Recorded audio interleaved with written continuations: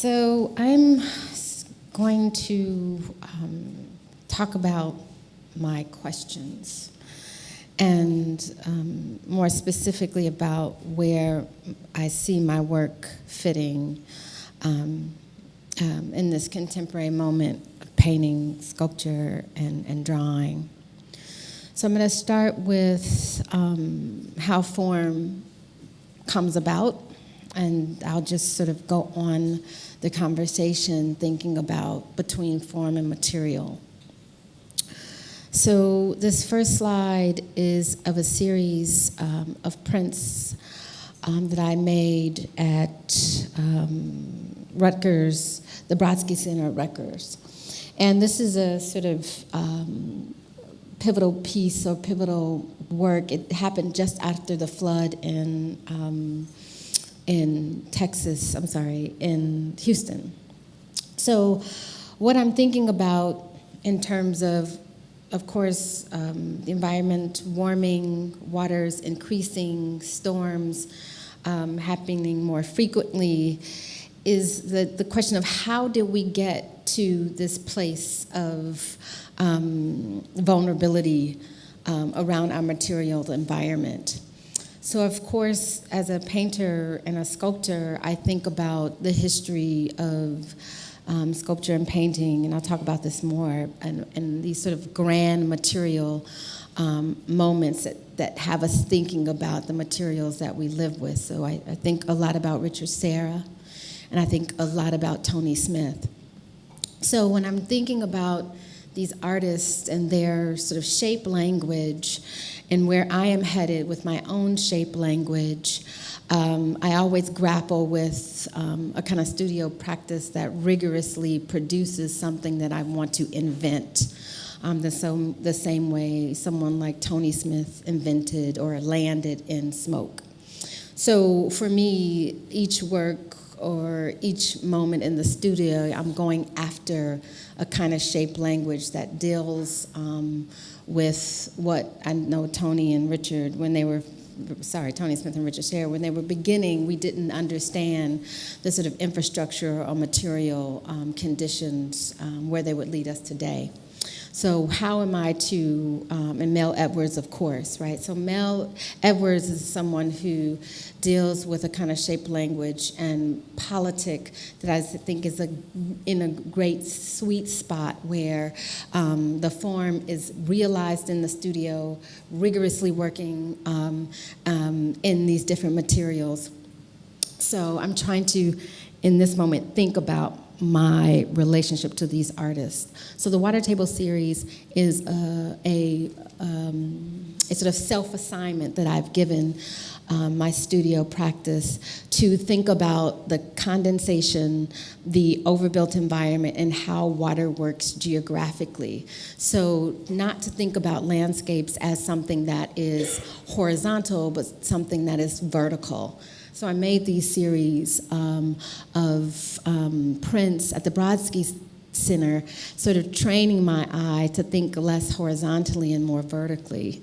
So what happens is, and this is sort of going throughout my practice, I work with a sort of a liquid base, and I let that liquid base sort of move around, and I go back inside the sort of liquidity and work with it to come up with a composition that is compelling to me.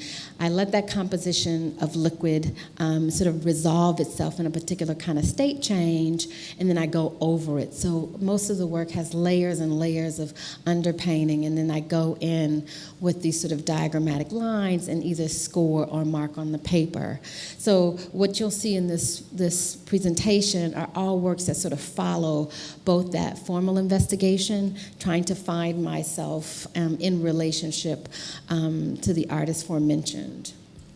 So where I land as I move from printmaking to making things on the wall and off the wall is the same kind of premise.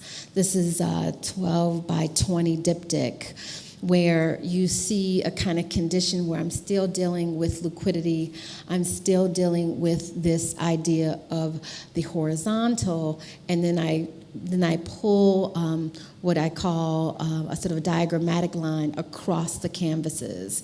So what you're looking at is, again, layers and layers of washes that I then sort of seal in these other kind of shapes that have to do with infrastructure. So you'll see rectangles, triangles, you'll see trapezoids as we go along, and these kinds of hard geometries infused and on top of these very sort of liquid states. So when I'm making this, and this is acrylic on a canvas, on raw canvas, you're looking at something that is both on the wall and off the wall. And I did this at Bennington, studying the work of Tony Smith and understanding how these sort of, as an architect designer, how he began to think about how to place and misplace the grid, but also how to exacerbate a form.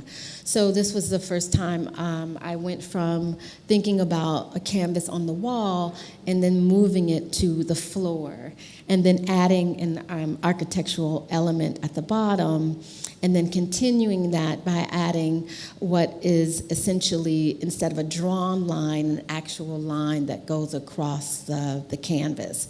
So now I'm sort of engineering into both the picture plane and something that holds the frame or the object, the image, things that I can then bring into the round, right? So when you're standing to the side of the painting, you still see something that is a relief, a bit of a void between the canvas itself and the string.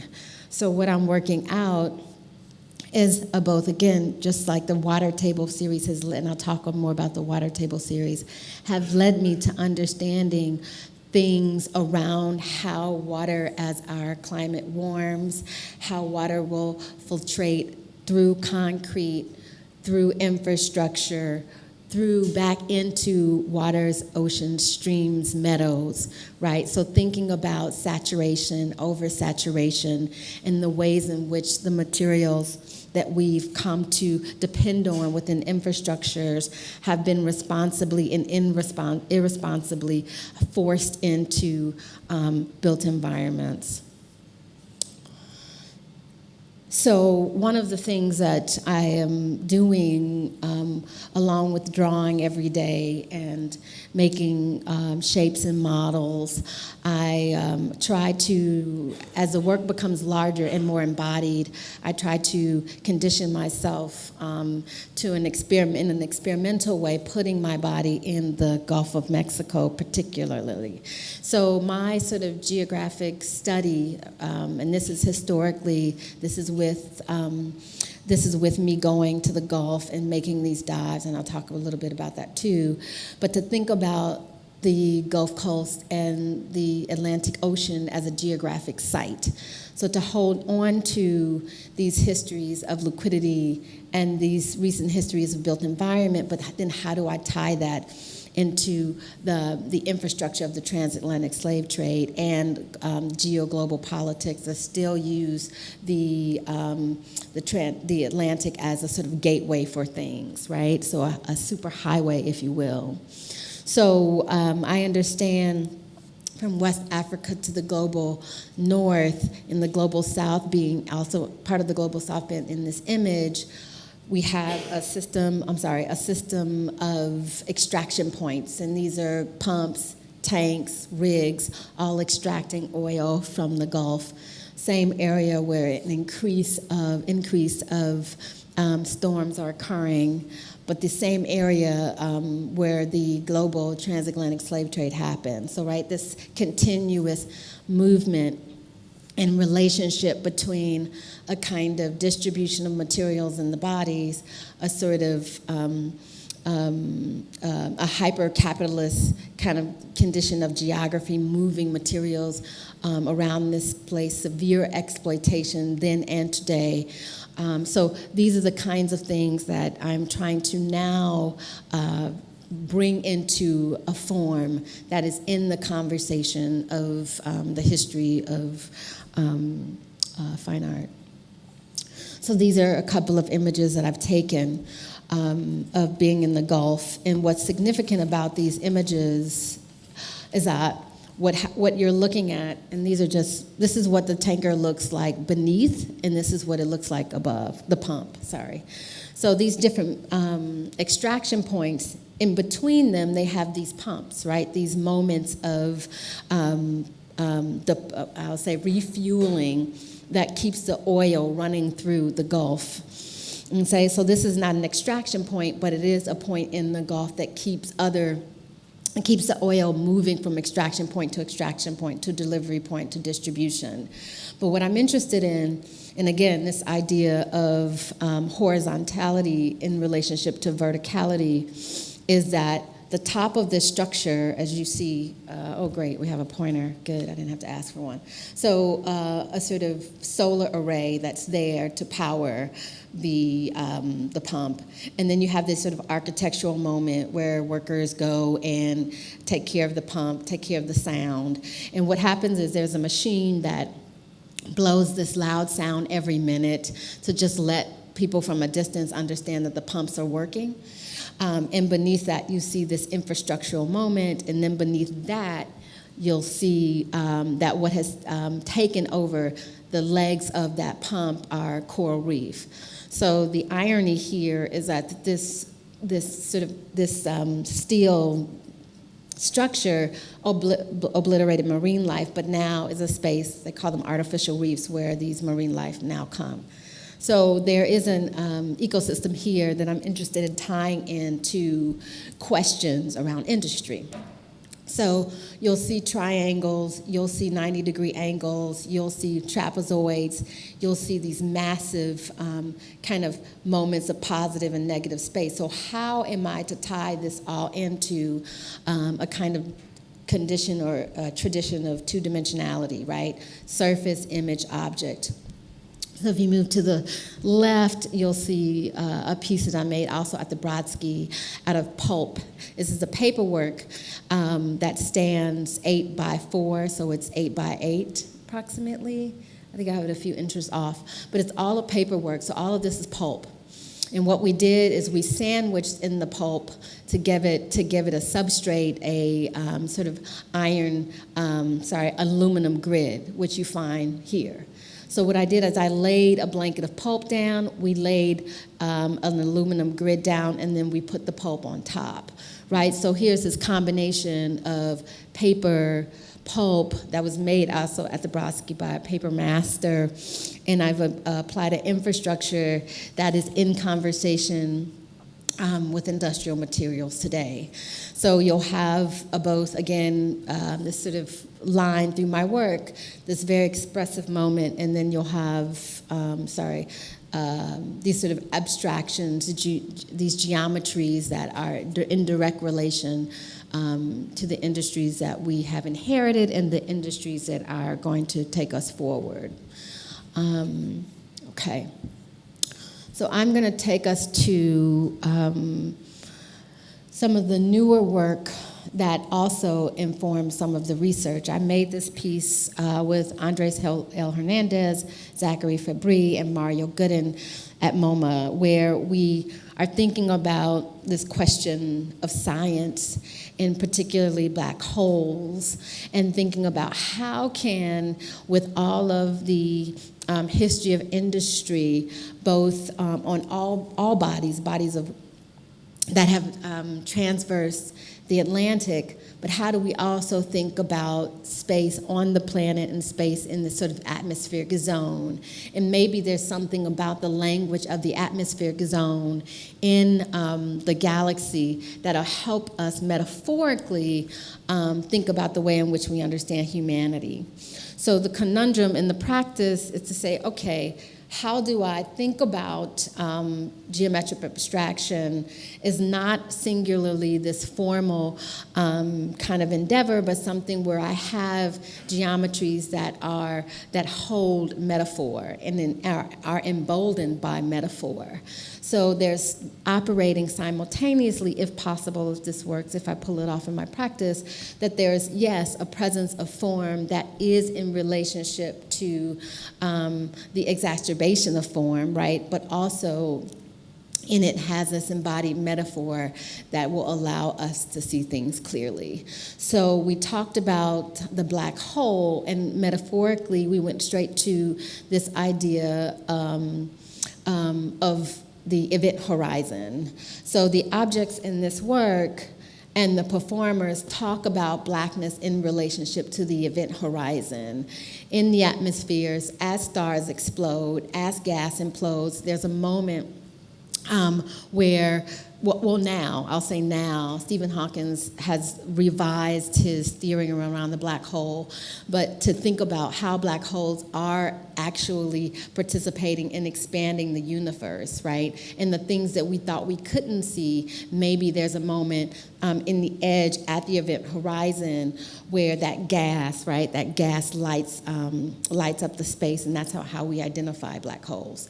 But what if, thinking about the black hole as a metaphor in relationship to the event horizon, as we sort of go upon this known and unknown future of environmental justice, how do we rethink our relationship to understanding how blackness became over the Middle Passage and how blackness will become in the future, and be okay with things that are bright at a moment, but things that also disappear, a kind of blackness that is unseen, unlocatable, unperceptible, and that be okay, right? So not only it be okay, it be a condition that we want to and think about promoting. So the opposite of overdetermining peoples and persons becoming in the future.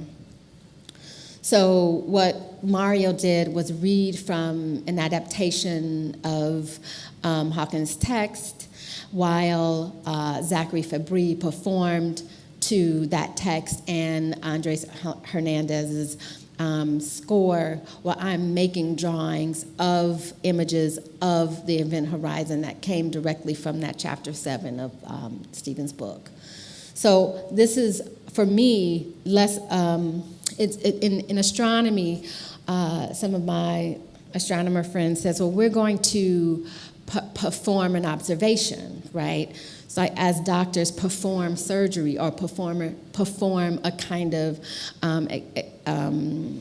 action that's not directly about performance, the way I've thought about it in the past, but as I perform, sort of trying to understand something. So this is a performance drawing, but I'm thinking about it as a way into a kind of knowledge.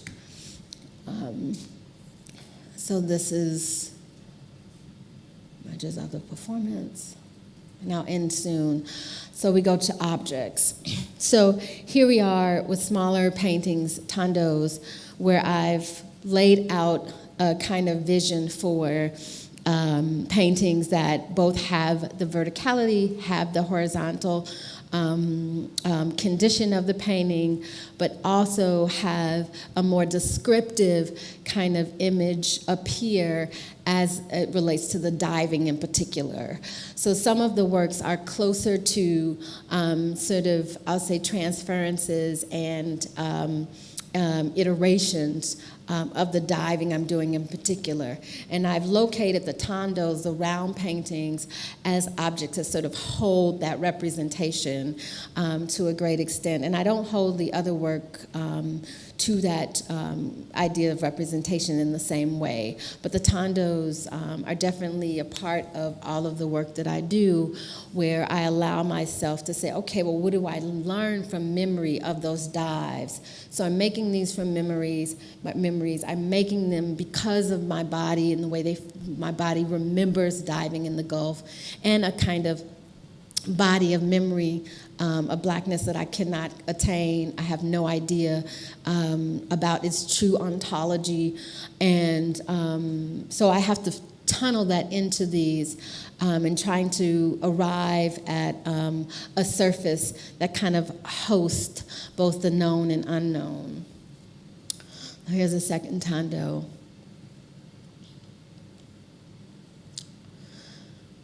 So these very thin washes are happening, and then the painting arises, so these very sort of thick surfaces. And then these thick surfaces, I am in a conversation between something really, really matte and something really, really gloss, trying to produce a kind of visceral moment from these geometries within the picture plane, but also that are measurable, that are, this is 60 inches in the round in diameter. These triangles are definitely measurable, but then on what they hold or host is this sort of expressive movement that is always in the undercurrent. So assume that the history of drip painting and to assume the history of the ABEX movement is a kind of a condition that we have metabolized. So how do we take those systems of expression within painting and the legacy of the image-object conversation to a kind of condition of the future? So here's another painting. This is 5x4, I believe. The paintings are made on the ground, and then I pick them up, lean them to make that liquidity move expressively, but also sort of control the composition, right? So there's a sense of value in the work. You can't see in this slide, but the colors are colors that I make from a variety of colors on my palette, but you'll see warm, cool grays. You'll see definitely tonal shifts that are consider what it means to go from a cool to a warm. Definitely to try to figure out the way tertiaries sort of happen and make things flat and push things towards you.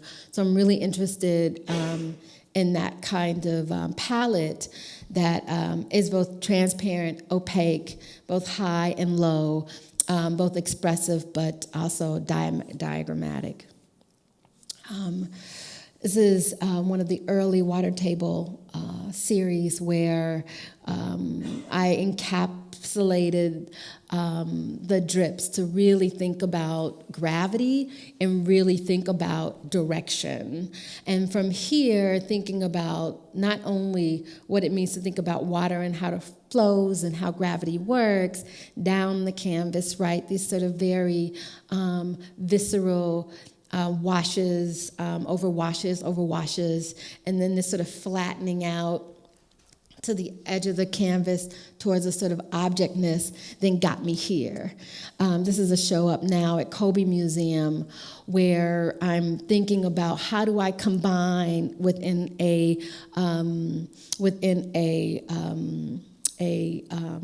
installation space in the geometries where they now have conversations with each other. So what I'm looking at is a sort of opticality where the tondos are now in conversation with the mirrored sculptures that are in front of them. Sorry, wrong way. So what you see is at every point of the installation, you can see a tondo reflected into one of the sculptures. So what does it mean to think about not only the black holes now, but this idea of like atmosphere, opticality, what is seen, what is not seen, technology that is used to see things clearly, and painting and sculpture and conversation around ideas of distortion. So what does it mean to have the sort of rules of the painting activate, but then those rules of the painting are distorted in this sort of mirror-like form? I don't want to talk about that. So I think this is it. I'll end it with these paintings. Raymond, I don't remember the titles. but these are the paintings, either 5x4 acrylic on canvas, 5x4 acrylic on canvas. This is 10 by 20. I'm probably not telling the truth. It's a larger diptych. But the project is trying to not only grapple with conditions of environment, but ask questions of the rectangles, of canvas, of painting, of sculpture, that sort of situate myself in a conversation of abstraction that I've inherited, that I have the utmost respect for, but now I'm thinking about how do I engage these works sort of critically. I'm going to read one note.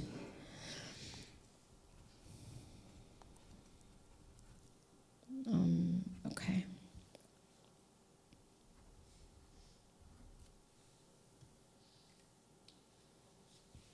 Okay, so this is just a quote by Cecil Taylor. It says, "Creation is what it's about, not technique. You use technique to make the statement, but the statement must be about what you have discovered in your preparation."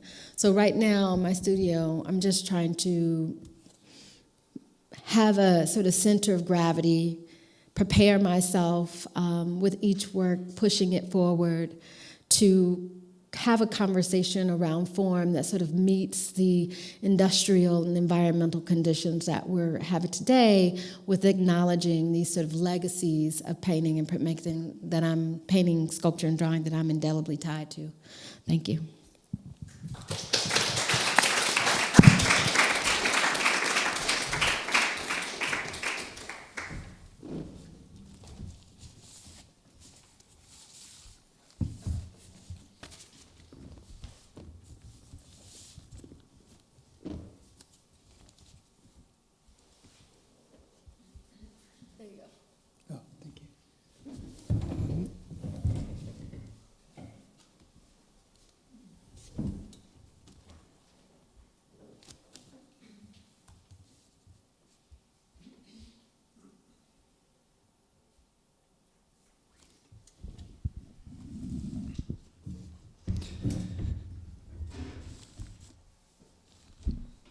Okay, well, thank you, Graham and Leanne, and also Torkwase for doing this slide lecture and conversation. So my work, I see painting as a critical tool for social change, and there's several points that I wish to expand on with my work. I believe art can advance social change, painting can be a critical tool, but also that paint can be a transformative material that can create a shared social and participatory experience, that the act of painting can create a space for action and community values, to empower communities through installations, public murals, and community events. I also want to ask the material question of how can you visualize pollution? How can you visualize something that's invisible? Air and water quality, what does toxicity look like? What color is toxicity? What does it mean to use the actual materials, like the ash from burning coal to make electricity, as a material evidence and aesthetic pleasure within painting? Also, I'm using painting with text and writing and publications to expose contradictions that allow for critique. So how can you expose and critique larger economic and political structures that enable pollution as a byproduct of maximizing production and profit? So I just want to start with this event, which in 2014, 39,000 tons of coal ash spilled through 80 miles of the Dan River in North Carolina and Virginia. In the years since that spill has been the conceptual, visual, thematic, and political driver of the Smoke and Water Project, which I did for 4 years after that, which is going to be the focus of this talk tonight. So when coal is burned to make electricity, a fine dust of ash is created that contains over a dozen carcinogens, including arsenic, boron, lead, mercury, and other heavy metals that damage human organs as well as organisms and wildlife alike. This ash is then liquefied and stored in ponds underground that can be as large as a football field in length and up to 2-3 stories deep. They're stored in unlined ponds as a result leak into the groundwater, which means any nearby homes with wells are at great risk. These ponds are almost always situated near large rivers and lakes that provide the volumes of water necessary for cooling electric plant steam turbines. This is a major problem that they're so close to rivers, and this is what happened on the Dan River. This image shows a pipe that was 3 feet wide that burst, causing a spill of coal ash into the river. There's no real solution agreed upon by environmental groups and electric companies alike. Maybe lining the pits, but that's not a long-term solution. Some have been put in clay mines.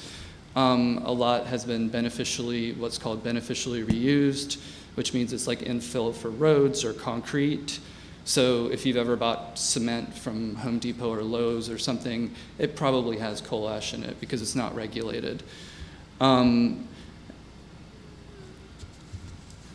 So the spill itself, back to the question of how to visualize something that's largely invisible.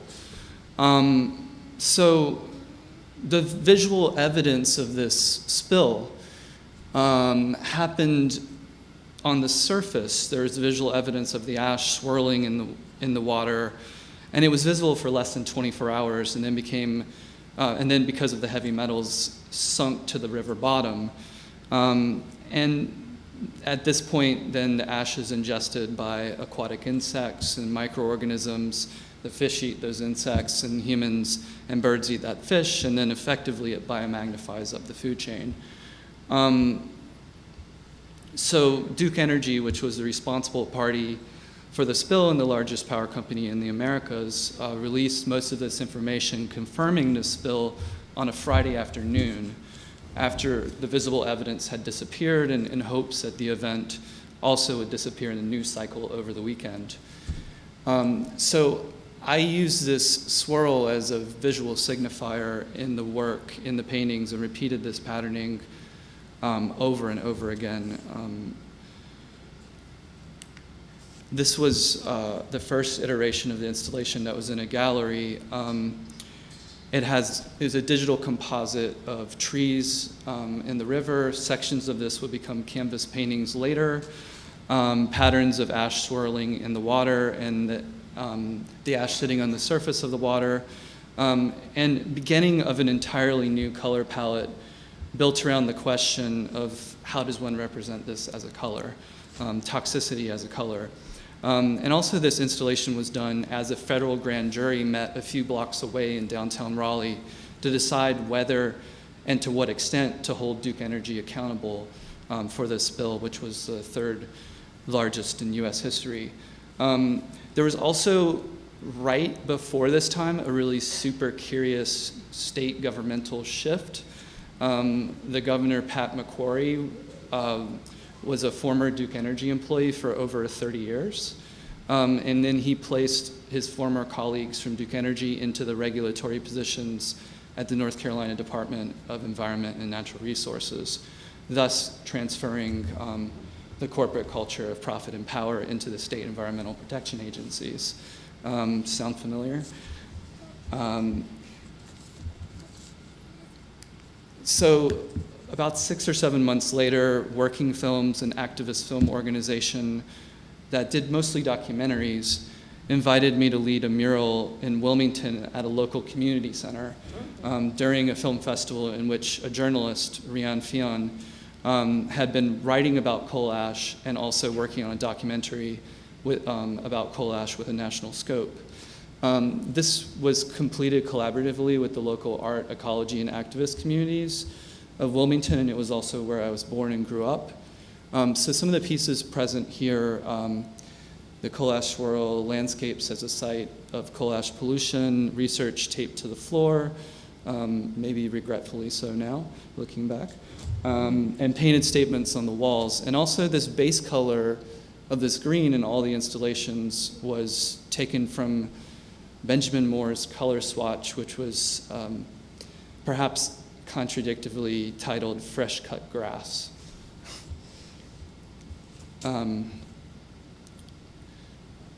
These painted statements, here's an example of a painted statement that shows someone who lived near an electric plant and developed cancer.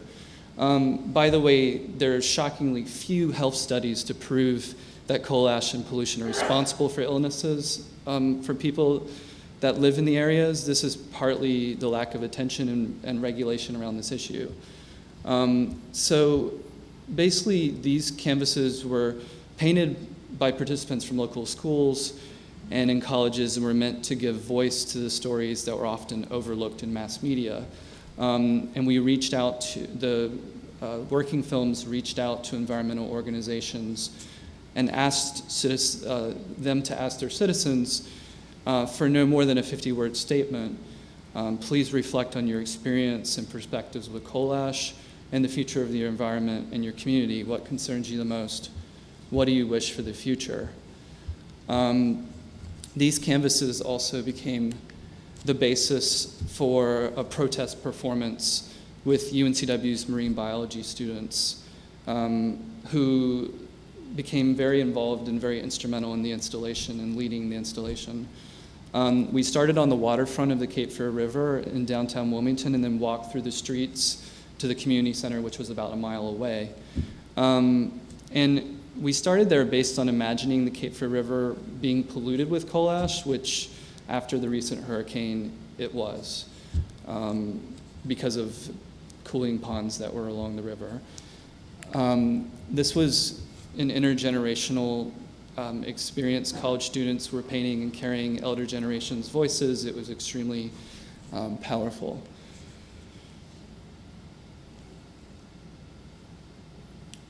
So one of the questions that I'm always asking myself is, how does an artist work in collaboration and in cooperation with other groups to accomplish goals, and what are the differences between activism and art making? And I believe that, while an artwork itself cannot change the world in total, art practices and projects can work with larger social movements and social struggles. For me, that's environmental justice and citizen science, to glacially achieve change on a far larger scale than is capable with the efforts of any one artist acting alone as an individual. Art is determined by so many elements and factors and cannot be reduced to simply acting as an agent or a tool for changing the world. And also, art can be circuitous, where activism can be more goal-oriented. So this is, the community center was used as a site for a lot of activities during this, I think, the 6 months that it was up, including meetings with local environmental organizations.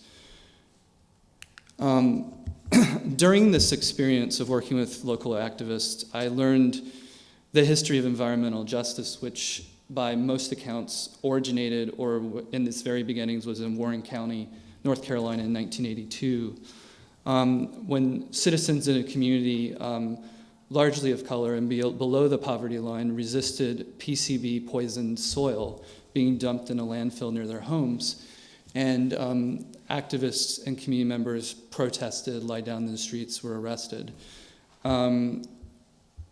Robert Bullard in Dumping in Dixie called this the beginning of the environmental justice movement, or the fair treatment and meaningful involvement of all people, regardless of race and color, national origin and income, to develop environmental laws, clean air, water, and land for everyone.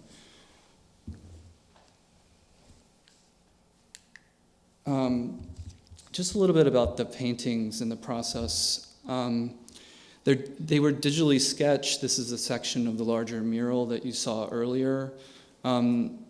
They're projected, and I work from multiple layers and projections, that lending like a screen printing like character.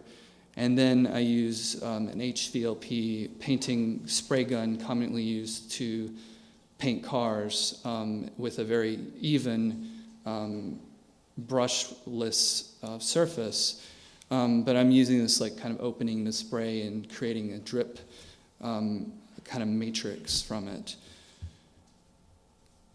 This is some details of them. I think a lot about Warhol's car crash paintings and the fractures and the imperfections and the distortions from the hand that heighten the expressiveness and sensitivity. They're also aleatory in the chance of the open spray, using it for how it's not intended to be used, and there's a degree of control that you can't have with them.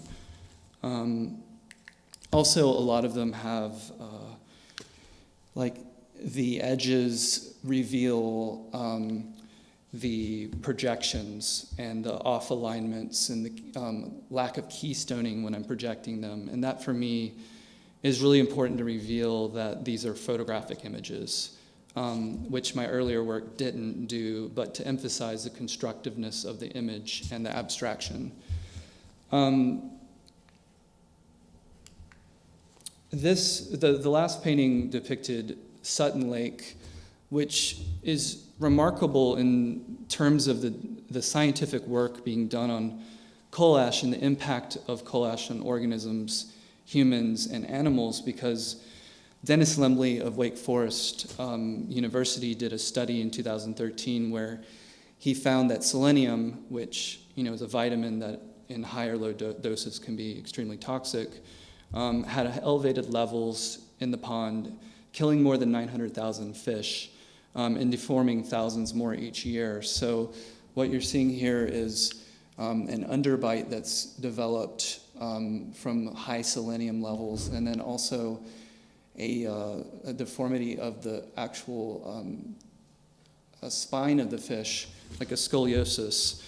And so many fish, they have trouble eating, they die before reaching maturity, long before they're fish. So not only a biological issue here, but also an environmental justice issue in the sense that this lake is a prime source of food for many families, and the effect of the fish on humans has not even been yet studied. And I remember speaking with local environmentalists in Wilmington about this, and they said that they were putting up signs on the lake, talking to people who are fishing there, and the general attitude was that if it doesn't kill them tomorrow, then the poisoned fish doesn't matter. They're concerned about putting food on the table for that evening. So the next stop that this series went to was the North Carolina Museum of Art, and this is perhaps one of the most complicated installments of the project because a huge conflict of interest was created when I discovered that Duke Energy was a major donor of the show before, which was MC Escher. And the education wing in which I did a project was also a huge donor for.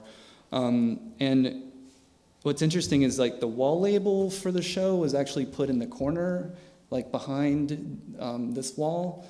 And it didn't mention Duke Energy. It got edited out at some point. But then what's really interesting is that I did a booklet that really just super assailed Duke Energy and implicated them. And I produced it for the show. I paid for it. I got the approval of what I thought was the museum in total, but I think it was the museum curatorial department. And then throughout the show, the booklet was removed from the show, mysteriously, with no explanation. And at one point, like curatorial didn't know what development was doing, and I'm guessing development didn't see the booklet before it came out.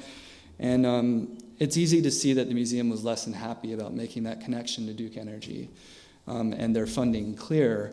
And what's super interesting is they described the booklets as not being done in the house style of the graphic designer, and that's why they removed.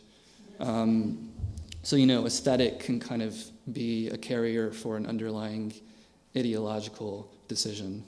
So that was my lesson by experience on the limitations of institutional critique, even if unintended.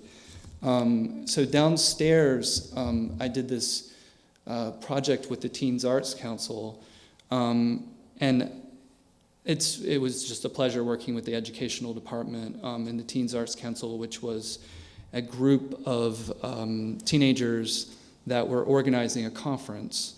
Over 1,000 teenagers converged on the museum for a day, and we came up with this project that was a site-specific painting that basically I asked the council to generate a list of their top 5 ecological concerns.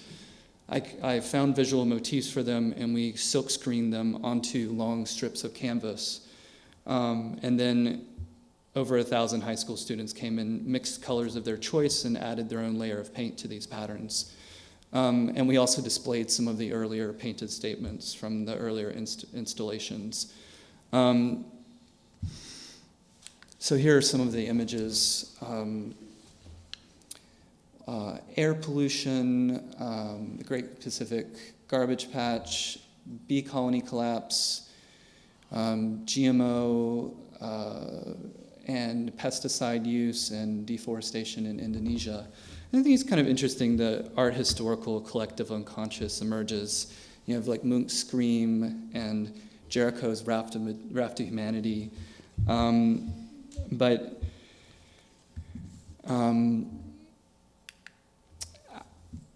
After this project, I was interested in examining the larger system of coal electricity and its relationship to land use, in particular with the relationship with residential communities in rural areas. And so I researched and traveled to 6 of the largest coal-fired electric plants in the United States, which are all in the South in Texas, Alabama, and Georgia. And I translated these images to paintings made of oil and actual coal ash as a material in acrylic paint on linen stretched canvases. And I had a lot of questions about why all the country's largest coal-fired plants were in the South. And Robert Bullard, in his book, made it very clear that this was a region of growth in the 70s that was a perfect storm for business interests because there was a temperate climate, weakened labor unions, cheap labor and land, and a relaxed environmental regulation. So what's interesting is that the promise of jobs were kind of used as a way of concealing the unknown health risk, and smokestacks were presented by industry as visible evidence of employment. Even the scent of pollution itself was branded as economic progress. Alabama's governor once remarked, "Yeah, that sure does smell sweet prosperity." So it was really shocking how the plants were literally in the backyards and smokestacks are part of the view from the window. And I was interested in revisiting this earlier form of landscape, of the earlier work that I did, but this time as an art historical intervention into the 19th century American landscape painting, in particular the Hudson River School, which avoided any direct social or political commentary. And I'm thinking about drawing connections to Manifest Destiny with maximum profit-seeking electric companies who have forcefully taken over breathable air and contaminated drinking water in people's homes. This is a view of an installation where I was really trying to put together these 2 bodies of work, how to display them in a gallery. I intended to work with a video as well, but some of this came later. Some version of the painting came later, or the video came later. This is actually a video that I made for an exhibition at the end of the Whitney Independent Study Program this past spring. And I wanted to show the impact of the elements of coal ash on both humans and organisms alike. And so it's a running list of all the elements. It's made to look like a painting. It's placed next to the paintings, mistaken by many for a painting, maybe too subtle. But the question I'm asking is, how can painting work in a dual descriptive system with text and image? And there's interesting contradictions here because some of the elements aren't toxic. They're calcium, magnesium, titanium. So I just wanted to list everything together.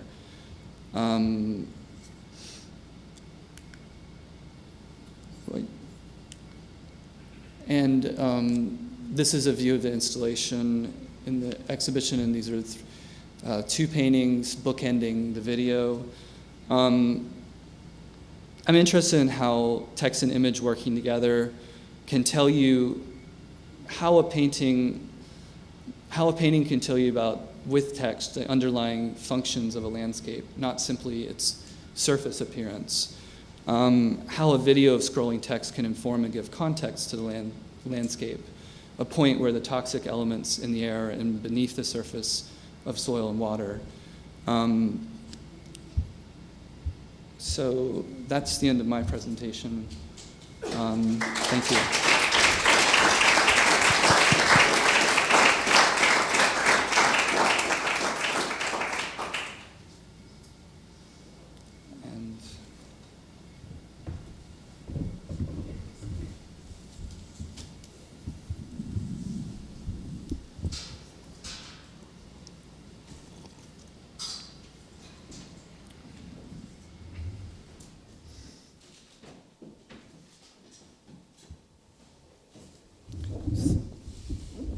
So, Torkwase, I'm interested in kind of unpacking some of the various parallels and common fields in the work, but in particular, painting as representations of ecological concerns and issues. And I'm wondering also, in addition to how you're talking about form, but also how much context in an exhibition format do you need in terms of foregrounding with textual descriptions? Because I remember in your show in Chelsea last spring, you had a wall text that you experienced coming into the exhibition that kind of foregrounded the exhibition.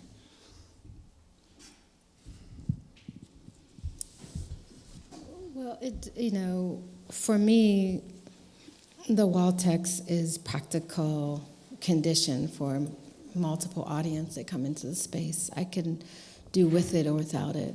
Mm-hmm. I don't consider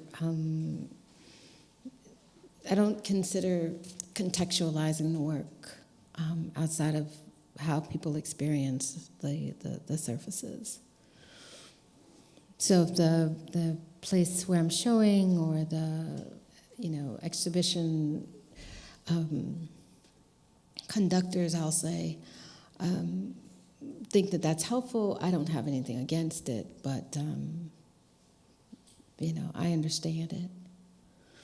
But I don't think about it as something that I do intentionally. Mm-hmm.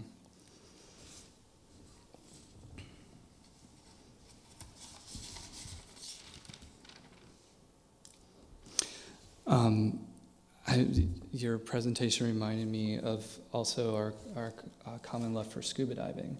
And I'm curious just how that's influenced your approach to thinking about seeing and form with that experience of how different things appear and feel underwater in this weightless state and a complete color palette and opticality. Mm-hmm. So for me, it's something, I think about the paintings as indexes of the experience of the dive. Mm-hmm. So when I'm in the studio, moving my body is sort of takes precedence over a kind of a kind of experience of opticality, right? So the way in which my arms stay loose, my hands stay loose, my mind stays lucid, and really driving the spirit of the project. That's now why I dive, right? To sort of include in my own being a kind of physical movement that gets me close to both conditions of ancestorship, but also conditions of like what's going on in the Gulf now. So it's I've made, when I first started diving, I was making films and I was making photographs and I was making prints and all these other things that just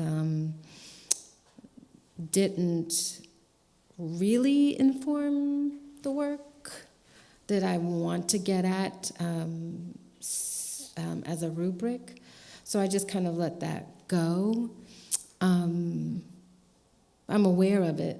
Like, I'm aware of the science of it. I'm aware of the physics of it, and the way in which I'm embodying that space, and that gets translated in my mind in the studio through the material towards the form, right? So it's more about like pushing and pulling and making sure that I'm lucid when I get in front of the canvas. Mm-hmm.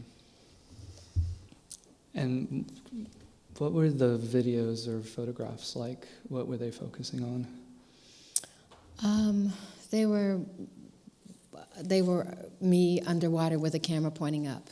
You know, it was that kind of, it was that kind of. I mean, if you go into water and you immerse yourself in water, and you look up, there it is. It's a kind of quotidian kind of, I think, experience. And I was, thinking about it when I first started as something that I would continue, but not in that sort of state of trying to go into the kind of ways in which water or light, light moves underwater, and which algae operates. Like, I understand all those kinds of things changing, water levels. So now I just enjoy those kind of differences when I'm diving, but I don't try to bring them into those kinds of visual experiences into the practice. Mm-hmm. I'm just trying to really be there, present, embody, and figure out how that is going to work in the paintings. To translate that embodied experience to... Well, just to have the experience to produce the work, right? It's like this thing where it's just indexes. Like, it's like a thing where if I'm listening to, like Cecil Taylor, I'm listening to Cecil Taylor so I can loosen up my own body and let the intellect sort of come through the painting, and then let the improvisation in. So it's not a one-to-one really, except in the Tondos, and the Tondos sort of keep me grounded in that strategy. But it's more like it feeds the movement. It feeds the logic of the actual making of the work, right? So.